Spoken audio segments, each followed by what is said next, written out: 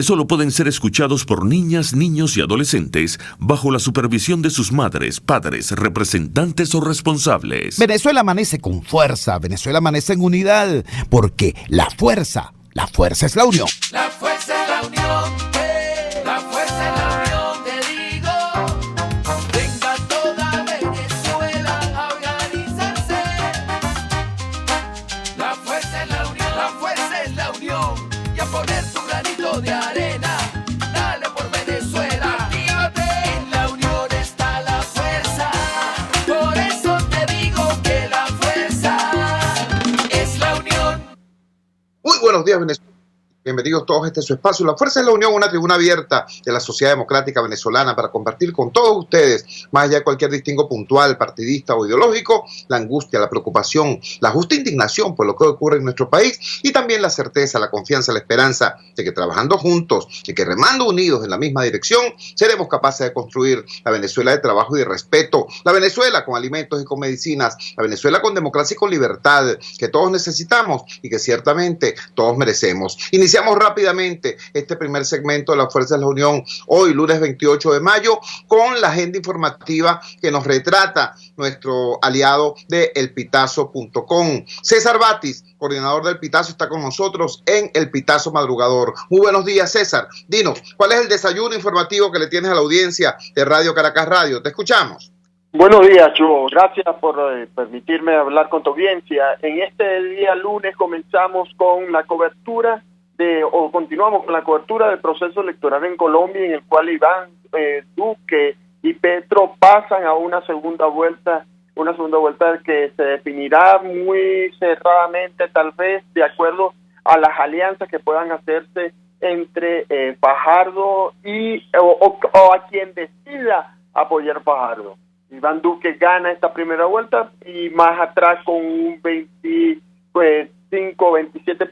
queda el candidato Petro y detrás de él Fajardo, y quedará entonces para la segunda vuelta definir estas alianzas para saber quién será el próximo presidente de Colombia, el que asumirá el poder el 7 de agosto. Por otra parte, tenemos la serie que comenzamos, la serie de reportajes sobre vivir en la miseria. Ayer tuvimos una entrevista a Marianela Herrera de Cuenca, que dice que en Venezuela todo el mundo es pobre, pero también hicimos un reportaje, una crónica con una señora llamada La Madrid, de apellido La Madrid, que nos cuenta el drama de vivir en la pobreza, no solo con este gobierno, sino vivir en una constante pobreza durante mucho tiempo y siempre saber sufrir, padecer lo que es no tener para llevarse un bocado de comida a diario en este país que por supuesto ha tenido tanta riqueza y que hoy sufre y que hoy padece esta situación de crisis humanitaria. Por otro lado, debo decir que hoy vamos a tener una interesante entrevista que realizamos a Francisco Rodríguez, jefe del programa de gobierno de Henry Falcón, quien analiza y los aprendizajes que le dejó a él un economista egresado de Harvard, este proceso electoral, y es muy autocrítico e incluso afirma Francisco Rodríguez que ellos no pudieron convencer a más allá de 1 millón o 2 millones de electores y por eso la derrota, más que culpar a los demás, sin embargo reconoce que las zancadillas y obstáculos que le pusieron varios sectores influenciaron en la derrota de Falcón y por supuesto también señala a los votos que le quitó el candidato Javier Bertucci. Muy interesante esta entrevista, no dejen de verla. Y bueno, Chugo, eso es todo por este desayuno informativo del día de hoy. César Batis, en efecto, el plato fuerte de hoy en todos los medios impresos y en casi todos los portales electrónicos es justamente la elección en Colombia. La primera plana del diario 2001 nos dice: Duque aventaja a Petro, pero habrá segunda vuelta. La primera plana del diario La Voz nos dice: la derecha y la izquierda se medirán en Colombia. La región de Miranda nos dice: Duque y Petro irán a la segunda vuelta en junio. Y más o menos esa es la tónica que se mantiene en muchos otros medios, tanto impresos como electrónicos, repito. Tenemos en línea, precisamente desde Bogotá, a una voz que nos interesa mucho escuchar su visión sobre lo ocurrido allá. Se trata de Gabriela Arenas. Gabriela es coordinadora global de Tendrel. Tendrel es una red de emprendedores sociales de alto impacto en todo el mundo. Y desde ese oficio, desde ese compromiso social, tiene ella una visión un tanto más amplia que la de los hinchas o partidarios de tal o cual candidato, independientemente de que ella efectivamente ejerció su derecho al voto en Bogotá en algún sentido. Sin embargo, repito, su visión del conjunto del proceso nos interesa mucho en nuestra condición, por supuesto, también de ciudadanos venezolanos y de activistas sociales. Gabriela, gracias por atender nuestra llamada madrugadora. Por cierto, ella tiene una hora antes, es decir, su madrugonazo es más fuerte. Acá son las 5:30 de la mañana y ya son las 4:30. Gracias por atendernos, repito. Te escuchamos. ¿Cuál es tu visión de estos resultados de esta primera vuelta electoral en Colombia? Buenos días, Chu, y bueno, muchas gracias por la llamada y porque debe escuchar la visión o una visión diferente a la que los medios tradicionales se están dando hoy de los resultados de estas elecciones. Yo creo que lo primero que a mí me gustaría destacar es que por primera vez en la historia de Colombia hay una elección presidencial en la que votan 53% de los colombianos. Es la elección con mayor participación en la historia del país, donde además de eso, más del 50% de los votantes eligieron candidatos que apoyan el proceso de paz. Y yo creo que eso es un mensaje muy importante para los dos candidatos que pasan a la segunda vuelta. Primero, porque la diferencia entre estos candidatos no es muy grande. Solamente 2.718.439 votos separan a Iván Duque de Gustavo Petro. Y eso es menos de la mitad de la cifra alcanzada por los candidatos Sergio Fajardo y Humberto de la Calle.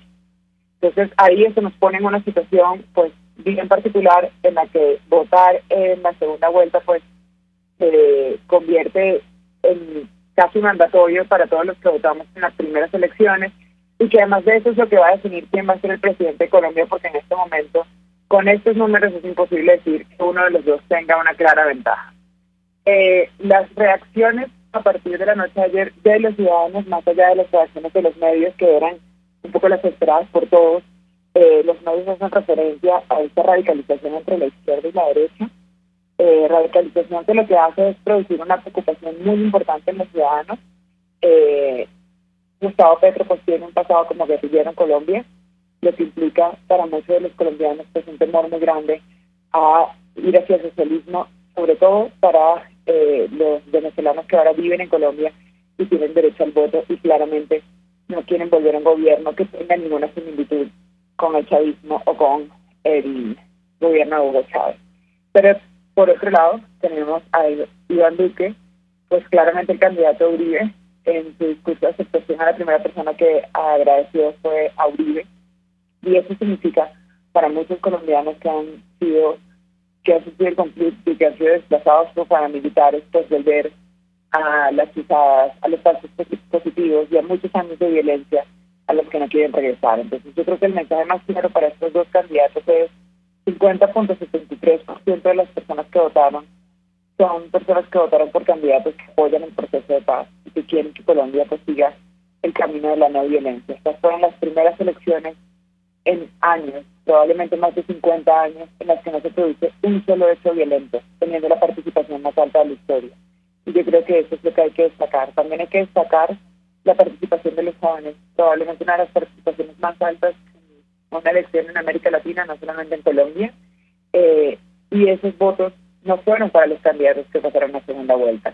Entonces ahora toca pues entender qué es lo que los jóvenes quieren para el futuro del país y por cuál de los candidatos que llegan a segunda vuelta van a votar.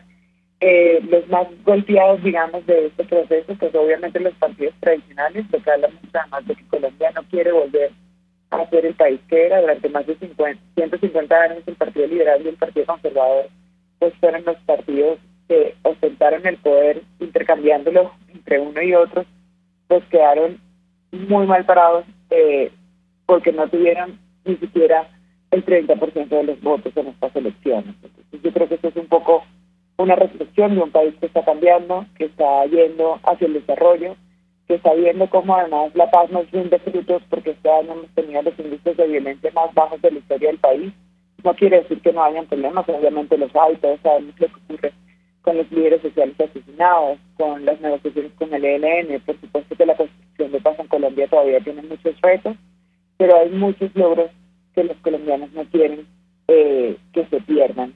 Y por supuesto, en la posición de los venezolanos que hoy en día votan en Colombia, pues hay una responsabilidad muy alta, y es la responsabilidad de informarse bien antes de votar.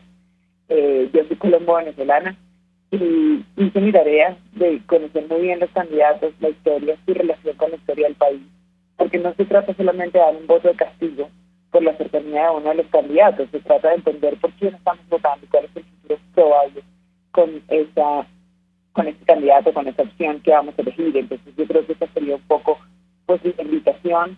Sé que muchos venezolanos que están acá lo hicieron, pero también sé que mucha gente pues está angustiada y está generando o compartiendo una cantidad de información que no es cierta. Esta fue la campaña de las fake news, pero también fue la campaña que con más respeto se vivió en Colombia, y yo creo que eso hay que aplaudirle a todos los candidatos que llegaron a esta primera vuelta, que fueron todos pues unos candidatos cordiales, amables, que no hubo guerras entre ellos, y para la política colombiana pues eso es un nivel muy alto que no había sido alcanzado anteriormente. Destacan de los discursos del día de ayer pues la participación de Sergio Fajardo, quien tuvo más de 4 millones de votos. La diferencia entre Sergio Fajardo y Gustavo Petro fue solamente 1,23%, lo que quiere decir que fue muy cerradito, y el candidato pues agradeció a todos los jóvenes que lo apoyaron, Antanas Mocos y Claudia López, quienes fueron parte fundamental de su campaña. También pues a toda la gente que votó por una opción diferente que no fuera la izquierda o la derecha. Estamos hablando de que claramente izquierda, derecha y centro quedaron casi al mismo nivel en esta primera vuelta. Entonces, pues eso hace que el panorama pues sea muy interesante a futuro. No hablaron para nada de un posible apoyo a ninguno de los dos candidatos todavía. Se están reuniendo con sus aliados y con los grupos que forman parte de su apoyo político, y pues ya esta semana sabremos, y todo se decidirá para las próximas 3 semanas de segunda vuelta. Gabriela, te queremos agradecer profundamente que nos hayas regalado estos minutos en esta madrugada. Son las 5:41 en Caracas, son las 4:41 minutos en Bogotá, y aún así Gabriela Arenas, ella es una activista social, ella es coordinadora global de Tendrel, una red de apoyo a emprendedores sociales de alto impacto. Ella es, como bien nos lo dijo acá, colombo-venezolana, y ejerció en Bogotá su derecho al voto. Nos estaba dando esta panorámica, la resumo rápidamente porque al parecer hubo algunos problemas en la conexión telefónica y algunos oyentes de RCR y de las redes sociales no pudieron captar. Nos decía, es la elección con más alto nivel de participación ciudadana en los últimos 50 años.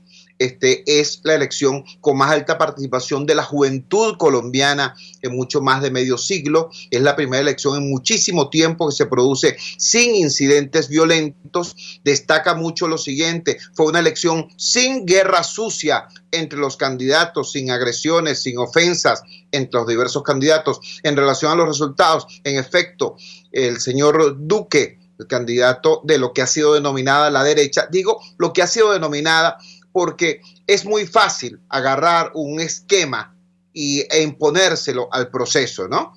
A un proceso en otro país. Recuerden ustedes que, por ejemplo, en el caso venezolano, durante muchísimo tiempo en Norteamérica y en Europa, gobiernos, pueblos y partidos que hoy nos dan su solidaridad, antes veían el problema en Venezuela como un problema entre izquierdas y derechas, entre buenos y malos, y decían que Chávez era un Robin Hood que había venido a quitarle a los ricos para darle a los pobres, y otras memeces como esa. Entonces, repito, hay una visión de las agencias de noticias internacionales que ubica la competencia, la justa electoral colombiana como un conflicto simplemente entre izquierda y derecha.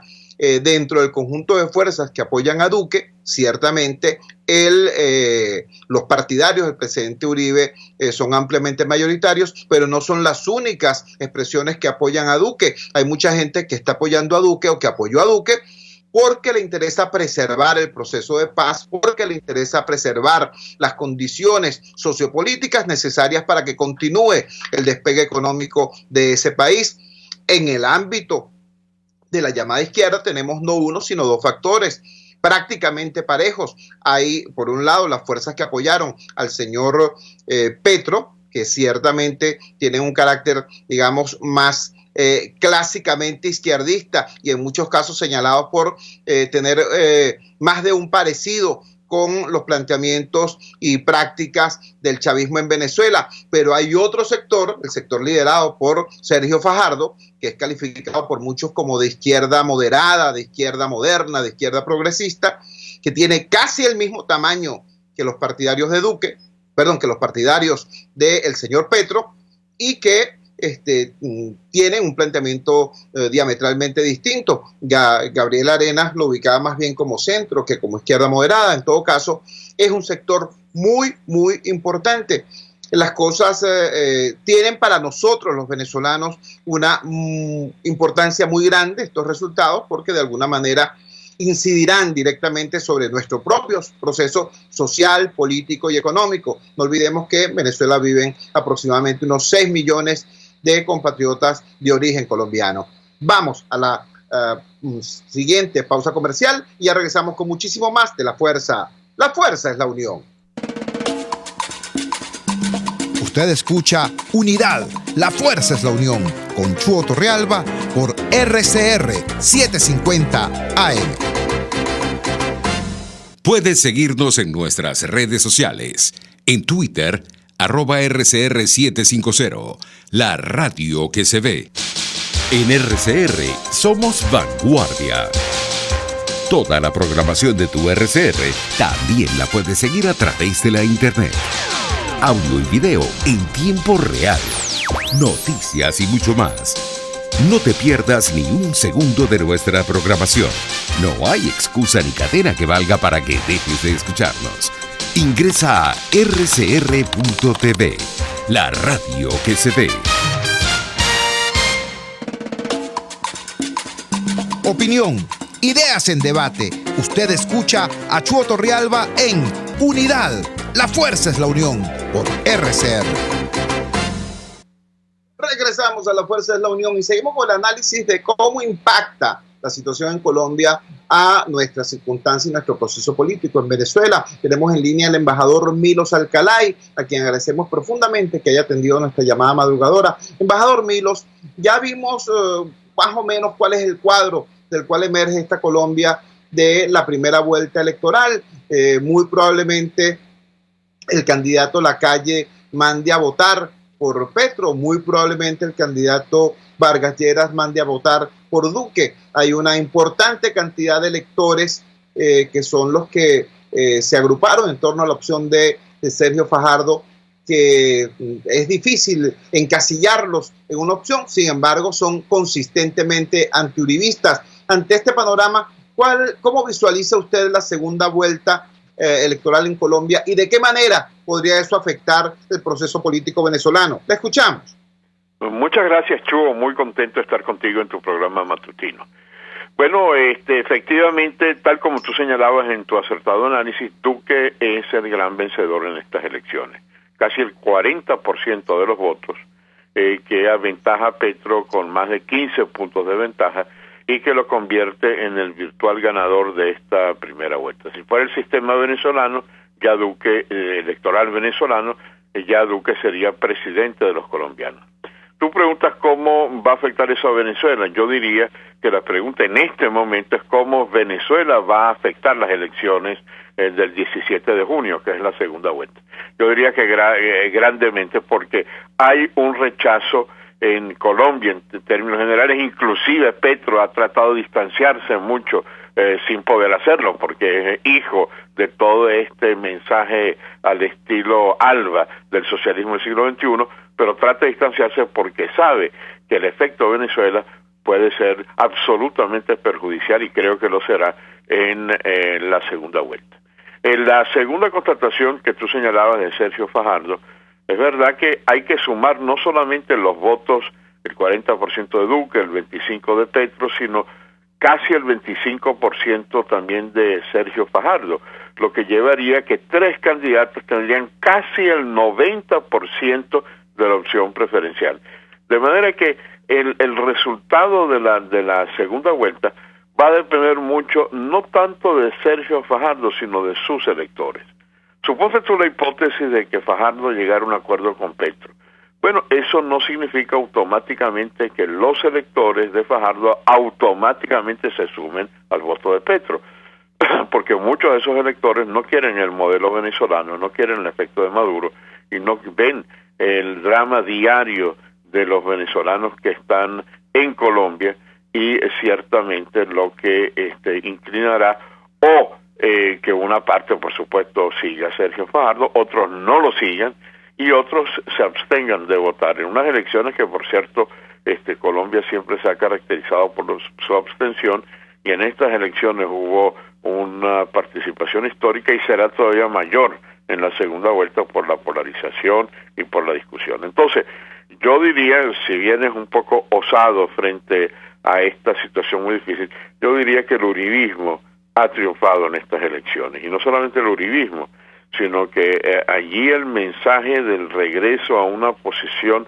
democrática de Uribe, de Pastrana, por ejemplo, que a través de ideas de los expresidentes ha tenido una posición muy clara en relación al tema venezolano, y efectivamente creo, a pesar de ir contracorriente de que estas serán unas elecciones polémicas, que lo serán, yo creo que ayer se eligió ya al próximo presidente de Colombia, que es Iván Duque. Muchísimas gracias, embajador. Era el embajador Milos Alcalay, dándonos su visión particular de los resultados de esta primera vuelta. Manifiesta un optimismo claro en relación a las posibilidades de triunfo del candidato Duque, el candidato apoyado por el expresidente Álvaro Uribe Vélez. Tenemos en línea de inmediato, porque esta es otra de las dimensiones de este proceso electoral y de su impacto hacia Venezuela. Cada vez que hay una elección en el mundo, en el continente, en la región, los venezolanos siempre tenemos la misma expresión de envidia, ¿por qué no decirlo? De envidia. Vemos como sistemas electorales manuales, ¿no? Sin embargo, dan un resultado fidedigno en horas tempranas, y sin que haya expresión de desconfianza por parte del sector alguno hacia esos resultados. Hablando de eso, quisimos conocer la opinión de Andrés Caleca. La memoria es frágil. Hay gente que no recuerda, por ejemplo, que estando gobernando Chávez, sin embargo, nosotros tuvimos acá, antes del año 2005, a un Consejo Nacional Electoral que se movía con bastante independencia, que fue capaz de dar resultados a tiempo y resultados no objetados por nadie, por cierto, que fue incluso capaz en alguna oportunidad de sancionar al candidato Chávez, y que, como bien me recordaba anoche Andrés Caleca, alguna vez se dio el lujo de dar los resultados de día. Esa persona que presidió el Consejo Nacional Electoral con saldos como esos que he mencionado es precisamente Andrés Caleca. Y a él queremos hacerle esa pregunta. ¿Cómo es posible que un sistema electoral supuestamente atrasado como el colombiano brinde resultados a su población en tiempos que constituyen todo un récord para la costumbre desgraciada en Venezuela de dar resultados tardíos, incompletos y además cuestionados? Andrés, muy buenos días, te escuchamos. Buenos días, Chuy, buenos días a toda la radioaudiencia. Bueno, por supuesto, el primer asunto que hay que aclarar es que los problemas que tiene el sistema electoral venezolano no son en sí mismos, tienen que ver con la composición del Consejo Nacional Electoral, que en Venezuela, violando todo el ordenamiento jurídico, incluso la Constitución, se ha conformado con una mayoría aplastante de militantes del partido de gobierno. Ese es el punto que hace inconfiable el resultado electoral venezolano, sea cual sea la velocidad en que se den. Se pudieran dar esos resultados en apenas media hora, una hora, y sin embargo no serían confiables, porque el árbitro electoral es un árbitro absolutamente parcializado, juega para uno de los equipos. Tú recordabas ahora en tu primera intervención cuán rápido eran los resultados electorales que nosotros vimos en el pasado con este sistema electoral automatizado. La razón es muy simple: la transmisión de la data de las máquinas de votación se se produce de manera inmediata el cierre de las mesas. Ese es un primer punto. Las mesas se cerraban a la hora adecuada y todo el país cerraba a la misma hora, no lo que está ocurriendo ahora, que se producen las ampliaciones del periodo de votación sin ninguna lógica, sino para favorecer al partido de gobierno. Y esa transmisión se hace de forma muy rápida. Yo recuerdo que en media hora, más o menos 45 minutos, ya en el centro de totalización teníamos casi el 70% de la data de las mesas de votación transmitidas. Pero además es muy importante decirlo, transmitidas de forma oficial, es decir, resultados oficiales, porque hay una diferencia con lo que estamos viendo en Colombia. En Colombia es una votación manual y se hace lo que se llama un conteo rápido, es decir, las mesas, una vez que terminan y hacen su balance, su escrutinio, transmiten la información a la autoridad electoral, pero esa información no llega hasta que el acta no llega a la autoridad electoral. En un país tan grande como Colombia eso tarda mucho tiempo. Pasa como cuando pasaba en Venezuela nuestras actas manuales. Y lo que se transmite es vía telefónica, esto que se llama el conteo rápido, que es lo que hemos visto ayer, que no tiene una validez oficial. La validez oficial requiere algunos días en Colombia porque es un sistema manual, de transporte manual de los resultados. En nuestro caso, como te decía, a los 45 minutos tenemos el 70%, a la hora tenemos el 80% de los resultados oficiales, de los resultados ya indiscutibles. Recuerdo que nosotros incluso en lo que pasaba una hora abríamos la información de la centro de totalización al público y la prensa podía estar en el CNE y estaba viendo, y cualquiera en su computadora estaba viendo mesa por mesa cuál había sido la votación real. Eso es lo que se logró con el sistema automatizado venezolano. Ahora, que ese sistema automatizado venezolano haya caído en manos de un Consejo Nacional Electoral no confiable, comprometido con una de las partes, de militantes del partido de una de las partes, ese es el problema de fondo de lo que está ocurriendo en Venezuela y no el sistema electoral per se. Estamos conversando con Andrés Caleca. Andrés Caleca fue presidente del Consejo Nacional Electoral, estando bajo este gobierno, bajo el gobierno de Hugo Chávez, quiero decir, y aún así esa institución se activó con la necesaria autonomía, con la necesaria independencia como para dar estos resultados de lo que nos está hablando. Digo todo esto para recordar que fue precisamente la absurda abstención del año 2005 lo que determinó el deslave institucional que permitió que el chavismo estableciera un poder moral como el que hoy tiene, una Fiscalía General como la que hoy tiene, un Consejo Nacional Electoral como el que hoy tiene. Recordemos esos datos que son importantes. Ahora, Andrés, apelo no a tu condición de experto electoral, sino a tu condición también vigente de analista político. Acabamos de escuchar a el embajador Milos Alcalay dándonos una visión, digamos que optimista desde la perspectiva de quienes creen que la victoria de Duque podría ser lo mejor para ese país y para el contexto de la región. Dinos cómo lees tú estos resultados que Gabriel Arenas, por cierto, desde Colombia los leía más bien apretados. Y háblanos, por favor, de la siguiente paradoja. Hace muy poco, nosotros los venezolanos decíamos, caramba, si sigue la guerra en Colombia, esa guerra nos va a seguir afectando. Si se termina la guerra en Colombia, la guerra civil en Colombia, esos combatientes movilizados pueden venirse para Venezuela y continuarla en nuestro país. Hoy para muchos el peligro no tiene que ver con eso, sino con algo que podría ser incluso peor, que es que gane en Colombia un proyecto político similar en muchos aspectos a esta desgracia que para muchos ha sido el Chavo Diosdado madurismo. Desde tu perspectiva, como analista político, ¿cuál crees tú que deben ser las previsiones que pudiéramos tomar en cuenta los ciudadanos venezolanos ante estos resultados de la primera vuelta colombiana?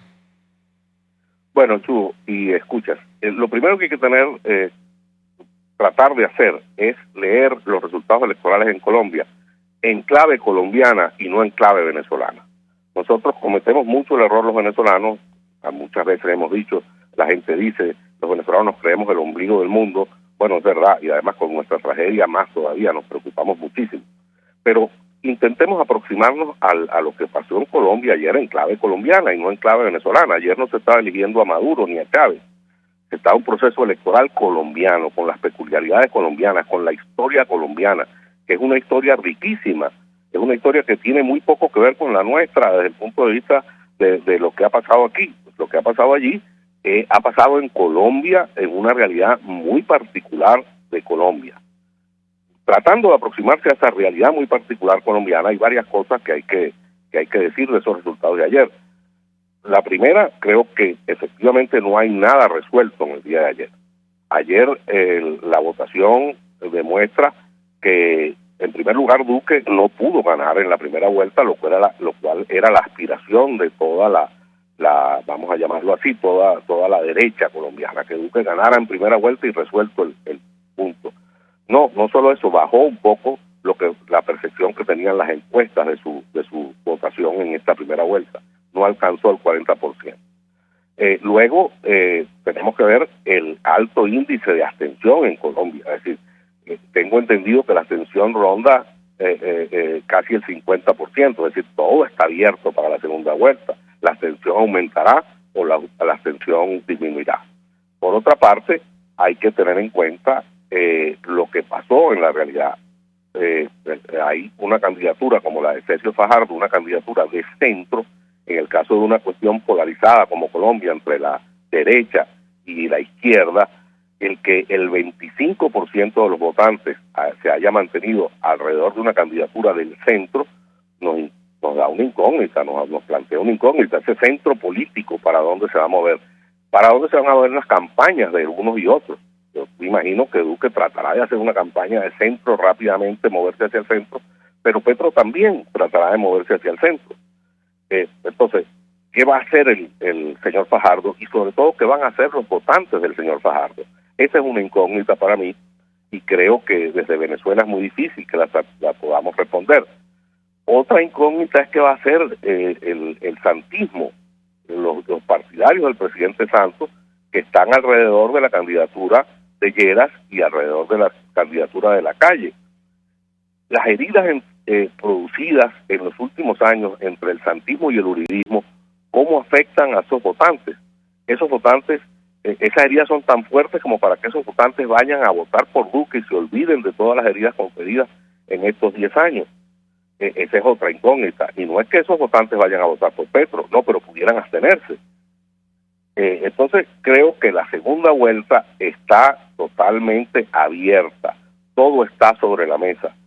No se puede dar con responsabilidad, digo yo, no se puede dar por hecho que el señor Duque ya ganó las elecciones de Colombia. Las segundas vueltas suelen dar sorpresas, no siempre, por supuesto. El caso de Chile, por ejemplo, se consolidó la candidatura de Piñera y ganó, pero no todos los casos son iguales. Puede haber una gran sorpresa en la segunda vuelta y sobre todo por lo que vayan a hacer los electores de Fajardo y lo que vayan a hacer los electores de la abstención. Yo te pongo un ejemplo. En la comunidad colombiana de Venezuela, el señor Duque ganó con el 76% de los votos. Eso es lógico porque los colombianos en Venezuela están viviendo la realidad venezolana, pero es que apenas votó el 10% de esa comunidad. ¿De qué va a pasar? ¿Qué hubiera pasado si hubiesen votado todos? Nadie lo sabe. No lo sabremos sino en la segunda vuelta. Si aumenta la abstención, eso creo que favorecería a Duque, pero si la abstención disminuye, todo está por ver. Esa es mi opinión lejana pues, de lo que veo ayer. Andrés, te agradecemos profundamente, de verdad, que nos hayas regalado esta doble perspectiva. Era Andrés Caleca, hablándonos como experto electoral que es y también como analista político de lujo sobre la primera vuelta electoral en Colombia. Yo simplemente quiero explicarle a mi audiencia con mucho respeto por qué dedico yo 2 segmentos de este programa a este tema. Bueno, vale por lo siguiente, porque nosotros los venezolanos tenemos ahorita que un gran porcentaje de nuestra población coloca casi todas sus esperanzas de resolución de la crisis política venezolana en algo inmaterial llamado por muchos la comunidad internacional.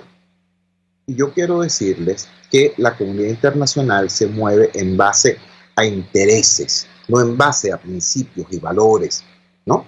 y en base a necesidades de ellos, no las nuestras. Y si coinciden las de ellos y las de nosotros, quizás pueda haber alguna conjunción, pero no necesariamente es así. Entonces, y además, el escenario internacional se mueve, muta. Fíjense ustedes, hoy hemos escuchado a 3 respetables analistas. Gabriel Arenas desde Bogotá, Andrés Caleca desde Caracas, Milos Alcalay desde Caracas. De esos 3 analistas, 2 nos dicen, ojo, no está del todo claro lo que vaya a ocurrir en la segunda vuelta. Es decir, la candidatura de Petro, que era una amenaza para la primera vuelta, se transforma en una amenaza mucho más grande para la segunda. Está claro. ¿Qué acaba de ocurrir en Brasil? Que el PT inscribió como candidato a Lula a pesar de la prohibición judicial, es decir, conflicto a la vista. ¿Qué está a punto de ocurrir en México? El triunfo de una candidatura como la de López Obrador, que es abiertamente simpatizante del proceso Castro-chavista. Digo todo esto para que entendamos entonces que si hay solidaridad internacional, qué bueno, qué estupendo, grandioso, ¿no? Pero si no hay acá en Venezuela una fuerza social y política que sea capaz de producir los cambios que hay que producir, entonces todo el apoyo internacional se diluye. Por eso es importante ver exactamente qué es lo que está pasando en el patio, qué es lo que está pasando en la región, qué está pasando en el hemisferio, para tener una idea adecuada acerca de lo que tenemos que hacer nosotros acá en Venezuela para producir los cambios que en efecto nuestro país quiere y necesita. Vamos a la siguiente pausa comercial y ya regresamos con muchísimo más de La Fuerza. La fuerza es la unión. Les estamos presentando Unidad, la fuerza es la unión, solo por RCR 750 AM. Si tienes hernias discales, dolor lumbar, cervical, fascitis plantar, dolor en el hombro, algún posoperatorio de cadera o de rodilla, GlobalTherap es tu mejor opción en rehabilitación. Búscanos en el Centro Comercial Multiplaza Paraíso, nivel empresarial 2, teléfono 0212-461-9087. GlobalTherap y despídete del dolor. El sabor está en Coco Factory. Acércate y saborea la mejor cocada de Caracas, pero también tienen agua, aceite, galletas, helados, caramelos, conservas y esencia de coco. El coco es 100% natural, energético, hidratante, remineralizante y refrescante.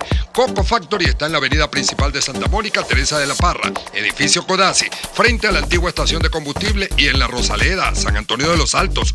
Coco Factory, sin cocos no hay paraíso.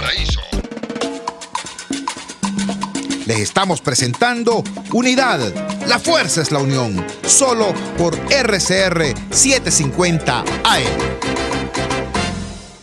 Regresamos a La Fuerza es la Unión y cambiamos radicalmente el giro, el ámbito de la temática del programa. Nos venimos ahora a un tema nacional. Comparto con ustedes la siguiente información que aparece publicada en el portal La Patilla. Con una aclaratoria anterior, antes se denunciaba con mucha frecuencia que efectivos de los cuerpos de seguridad del Estado, ¿no? Se despojaban de sus uniformes y vestidos de civil y muchas veces enmascarados perpetraban delitos, ¿no? Eso ocurría antes, pero ahora resulta que la cosa es bastante más descarada. Denuncian 2 robos en Chacao perpetrados presuntamente por efectivos de la Guardia Nacional Bolivariana y la Policía Nacional Bolivariana, correctamente uniformados. Según un reporte policial, 2 efectivos de la Guardia Nacional correctamente uniformados y en motos KLR habrían perpetrado un robo en contra de un ciudadano que se encontraba en la avenida Guaycaipuro de la organización Chacao. Según el denunciante, los castrenses bajo amenaza de muerte los despojaron de 700.000 bolívares en efectivo, además de robarle un teléfono móvil de color gris. En otro hecho similar, minutos más tarde, otra víctima reportó que en la avenida Tamanaco, adyacente al restaurante Cia Jacinta, del sector del Rosal, 2 funcionarios de la Policía Nacional Bolivariana correctamente uniformados a bordo de la unidad Toyota Machito chasis largo plenamente identificada, despojaron al ciudadano de 200.000 bolívares en efectivo y un teléfono celular, más unos zapatos marca X, y posteriormente se dieron a la fuga. Vamos a conversar con un periodista experto en la fuente de sucesos, un periodista que además de su formación como comunicador social tiene una sólida formación en el área de criminología. que es Javier Ignacio Mallorca. Javier, gracias por atendernos esta madrugada. Explícanos esta especie de nueva preocupación por la elegancia de los funcionarios que perpetran delitos a plena luz del día y correctamente uniformados. ¿Cómo debe ser leída? A ese extremo se ha relajado lo que es la vinculación entre el AMPA común y elementos de los cuerpos de seguridad. ¿A qué responde este tipo de situaciones? Te escuchamos. Hola Jesús, buen día y un saludo a quienes escuchan.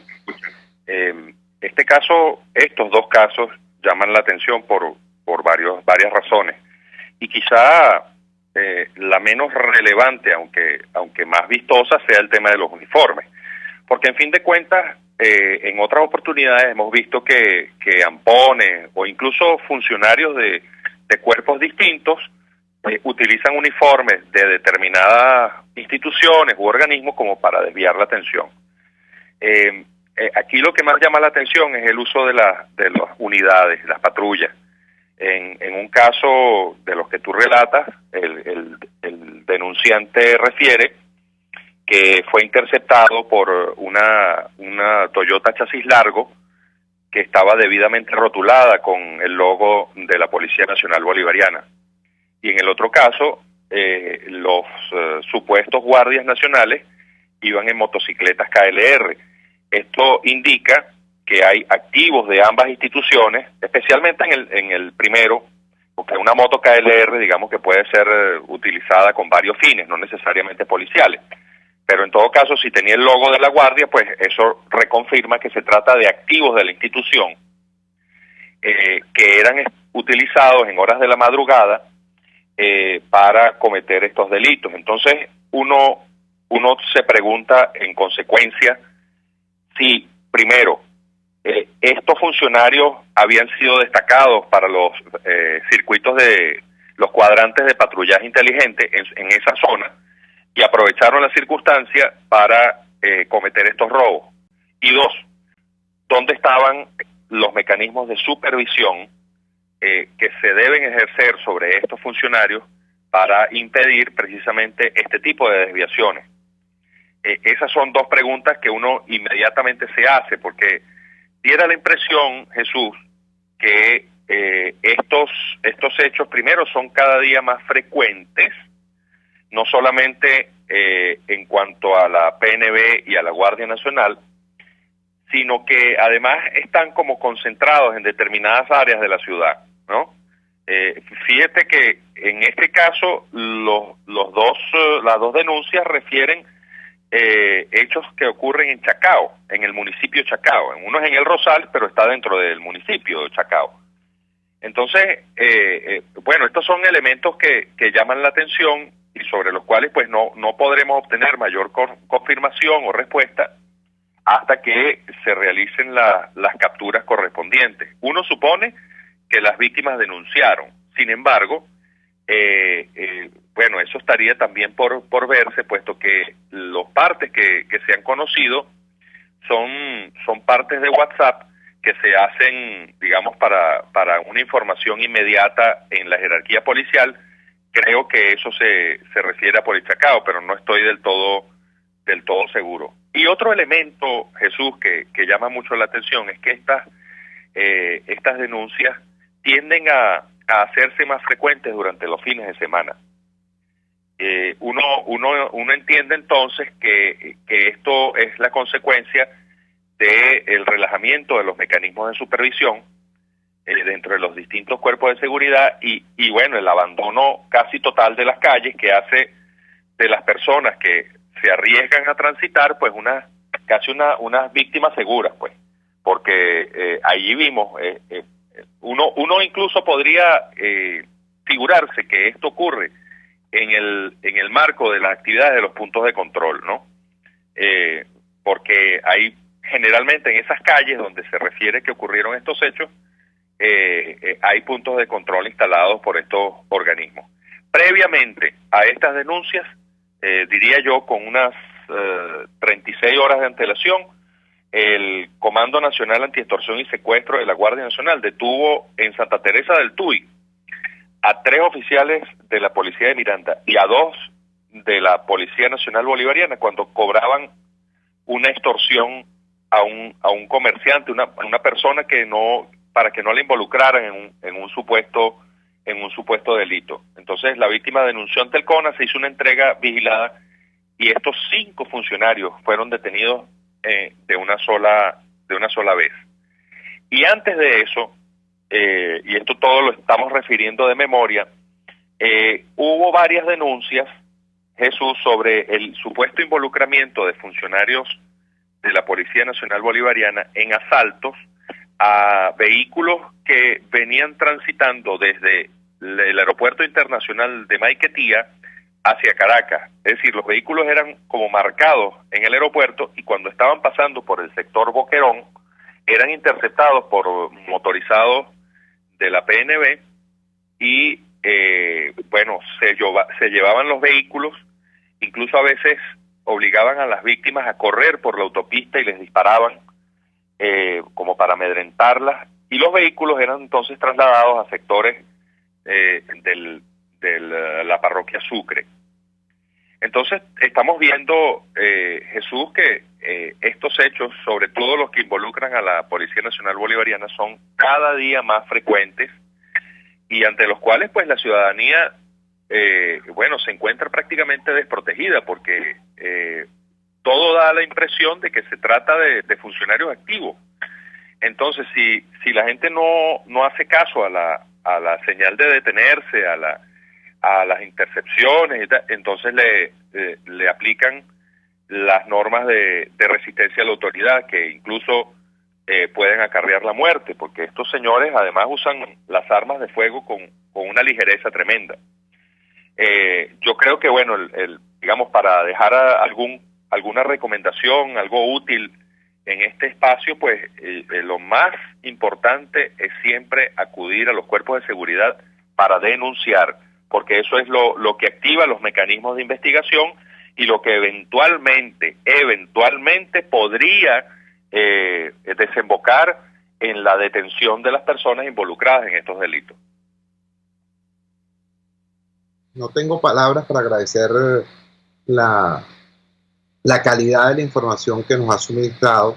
Era Javier Ignacio Mallorca, periodista especializado en las fuentes de sucesos, con sólida formación en el área criminológica, y nos explica pues que estos 2 eventos ocurridos en el municipio de Chacao, delitos perpetrados en un caso efectivos de la Guardia Nacional Bolivariana y en el otro por efectivos de la Policía Nacional Bolivariana, correctamente uniformados y a bordo de unidades de esos cuerpos de seguridad, resulta que no son la excepción, resulta que están ocurriendo con una frecuencia grave que revela un relajamiento de las normas de control interno y claramente una descomposición del recurso humano que integra esas organizaciones.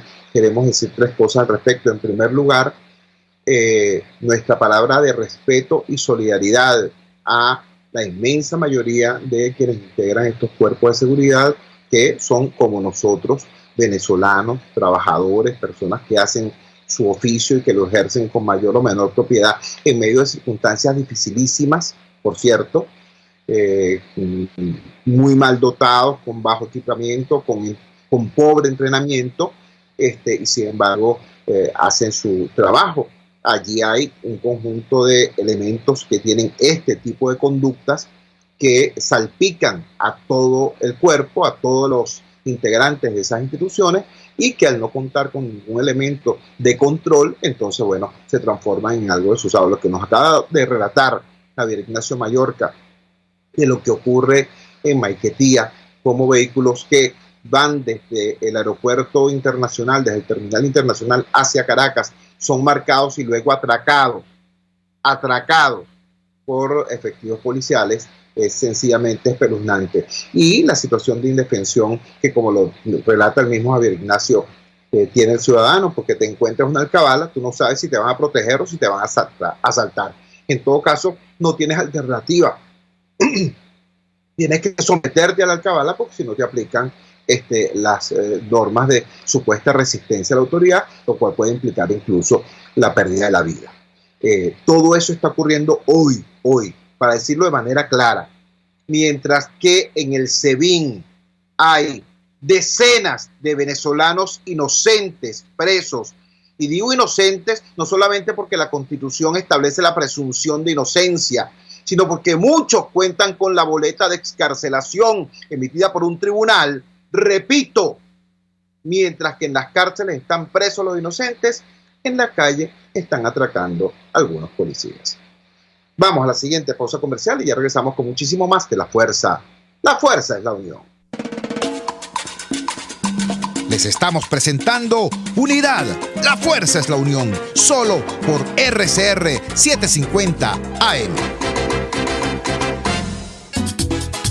Para una comida, reunión o fiesta, sea en casa o tu empresa, ofrece los pasapalos y cremas de Casa de Oblea. Todo fresco, de exquisitos sabores y una amplia variedad en pequeños, pastelitos, lumpias, quesos y charcutería. Esmérate y cúbrete de gloria. Casa de Oblea está en Baruta, calle Páez con Mariño. Casa de Oblea, 100% frescura y calidad. Ciudadano, conoce tus derechos.